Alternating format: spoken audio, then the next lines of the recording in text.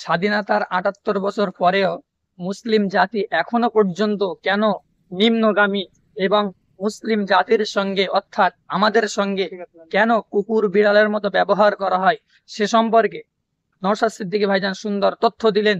কি করলে আমরা পরিবর্তন হতে পারবো, কি করলে আমরা আমাদের সম্মানটা ফিরিয়ে আনতে পারবো, সেই সম্পর্কে পিরজাদা নওশাদ সিদ্দিকী ভাইজান সুন্দর তথ্য দিলেন। সেই তথ্যটা আপনাদের সামনে তুলে ধরলাম, দেখেন এবং শেয়ার করে, লাইক করে, কমেন্ট করে আমার পেজটা ফলো দিয়ে যাবেন। বছর হয়ে যাবার পরেও আপনি চিন্তিত কেন? আপনার এই খসলতের জন্য। কতটা খারাপ লাগতে পারে তা বলছি, এই বদ খসলত গুলোর জন্য,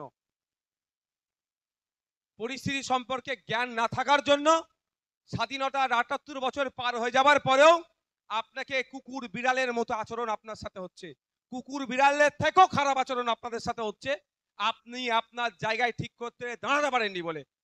কদিন আগে দেখেছিলেন দিল্লিতে রাস্তায় কুকুর বিড়াল চললে